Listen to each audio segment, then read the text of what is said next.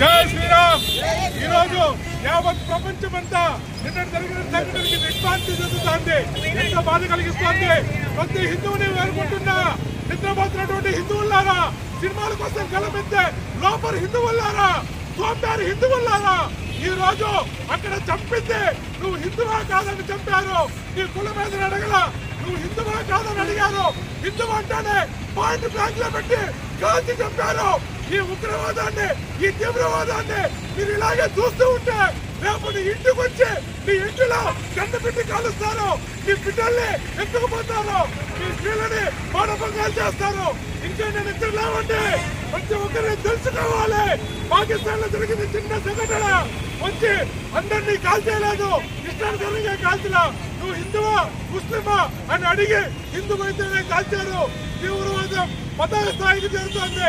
అయ్యా గౌరవ్ మోడీ గారిని మేము వేడుకుంటున్నా, మీరు పాకిస్తాన్ ని సర్వనాశనం అయ్యేటట్లు ఒక్క బాంబుతో లేపేయండి. మాకు ఎటువంటి పంత్రం లేదు. ప్రపంచ దేశాలు మన మీద స్ట్రైక్ చేసినా మేము 10 ఏళ్ళైనా వస్తూ ఉండడానికి భారతీయులుగా మేము సిద్ధంగా ఉన్నాం. ఎన్ని ఏళ్ళైనా దేశం కోసం వస్తులుంటే కావాలంటే పాకిస్తాన్ తీవ్రవాదుల్ని ప్రేరేపించే ప్రాంతాలని, సంస్థల్ని దాన్ని ఉపేక్షించకండి. బాంబులేసి లేపేయండి. ఇంకా మేము హిందువులుగా మా ప్రాణాలు మేము వదులుకోదలుచుకోలేదు. మా ప్రాణాల కోసం, హిందువుల ప్రాణాల కోసం హిందువులుగా మేము ప్రాణ ధైర్యానికైనా సిద్ధంగా ఉన్నాం.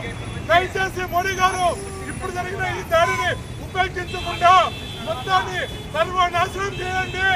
మీరు చేసే యాక్ట్ ఏదైతే ఉందో, మీరు తీసుకునే చర్య ప్రపంచంలో ప్రతి ఉగ్రవాదికి పడాలి. పక్కి ఉగ్రవాది గుండెల్లో నడపుట్టాలి.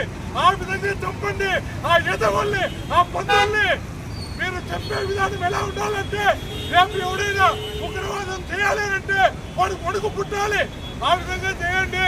మిమ్మల్ని ప్రాధాన్యపడుతున్నాం. భారతదేశంలో, ప్రపంచంలో మాకున్నటువంటి ఏకైక దేశం ఈ భారతదేశం. ఇందులోనే చెప్పి మరి చంపుతున్నారు అని అంటే అయ్యా మీకు ఎంత స్వేచ్ఛ కావాలనే తీసుకోండి. భారతీయులను కాపాడండి. దయచేసి మా ప్రాణాలను కాపాడండి. హిందువులను రక్షించండి. భారత్ మాతాకి, భారత్ మాతాకి.